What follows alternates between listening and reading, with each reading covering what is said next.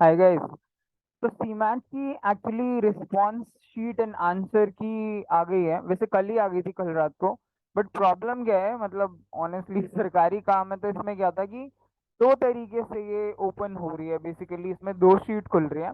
उसकी वजह से एक शीट तो ओपन हो रही थी बट दूसरी ओपन नहीं हो रही थी, जिसकी वजह से लोगों को अपना स्कोर कैलकुलेट करने में कल काफी इश्यूज हो रहे थे। बट आज ये दोनों शीट प्रॉपरली ओपन हो रही है, इसीलिए ये वीडियो हम आज बना रहे हैं। तो बेसिकली अगर हम cmat.nta.nic.in पे जाएंगे तो वहाँ पे हम देख सकते हैं कि ये एक लिंक आ गया है जहाँ पे सीमैट की प्रोविजनल आंसर की और आपका क्वेश्चन पेपर जिसमें आपके रिकॉर्डेड रिस्पॉन्स है वो होगा। अगर हम इस पे क्लिक करते हैं तो एक हमारी पीडीएफ ओपन हो जाती है, जो बेसिकली डिटेल में वही सारी चीजें बता रही है। राइट, सब्जेक्ट क्या है, ये पब्लिक नोटिस है। Now the problem here again is कि ये जो चैलेंज करने का ऑप्शन है ये सिर्फ 14 मई तक दिया गया है, यानी सिर्फ 2 दिन थे इसके, 12 से 14 तक। क्योंकि अगर आपको लगता है कि कोई आंसर गलत है तो उस आंसर को हम चैलेंज कर सकते हैं, और उसके चैलेंज करने की जो फीस है वो 200 रुपीज पर क्वेश्चन है, जो नॉन रिफंडेबल है। हालांकि एक और चीज जो अभी आई है वो ये है कि अगर आप इस शीट को ओपन करोगे, मतलब जब आप लॉग इन करोगे तो इसमें दो शीट आएंगी। एक शीट वो है जिसमें एनटीए ने अपने करेक्ट आंसर्स मार्क किए हैं क्वेश्चन आईडी के कोरस्पॉन्डिंग। तो वो शीट कुछ इस तरीके से होगी जिसमें क्वेश्चन आईडी होगा, उसके कोरस्पॉन्डिंग ऑप्शन जो करेक्ट है वो लिखा होगा, और अगर आपको चैलेंज करना है then you have to challenge this way. अब इसमें एक और चीज देखने वाली है कि कई क्वेश्चंस को सीमैट ने खुद ही ड्रॉप कर दिया है, बिकॉज उन क्वेश्चंस में एम्बिग्विटी थी। आपको याद हो तो जैड में भी ऐसा ही हुआ था, और ये ड्रॉप की वजह से जो हमारी परसेंटाइल्स हैं उन पे काफी इम्पैक्ट पड़ता है।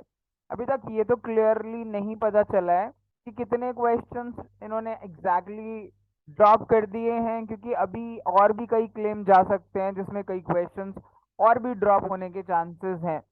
But still you need to check and review your response sheet corresponding to these answers, और आपको लगता है कोई भी आंसर आपके मार्क्ड आंसर से गलत है एनटीए का, तो उसे हम क्लेम कर सकते हैं। वो सारी इंफॉर्मेशन ही इस पीडीएफ में दी गई थी कि क्या क्या आपके स्टेप्स होंगे। अगर आप नीचे जाएंगे तो procedure for challenge of answer की किन किन स्टेप्स के थ्रू हम चैलेंज कर सकते हैं। ये नॉर्मल कॉमन स्टेप है यार, कि साइट में लॉग इन करो, अपना आईडी पासवर्ड वगैरह डेट ऑफ बर्थ वगैरह डालो। अब इसमें ये वाली चीज इंपॉर्टेंट है कि व्यू क्वेश्चन पेपर है जिसमें आपके मार्क्ड रिस्पॉन्सेज होंगे जो हमने पेपर में लगाए थे, और दूसरा है जो इनकी आंसर की है।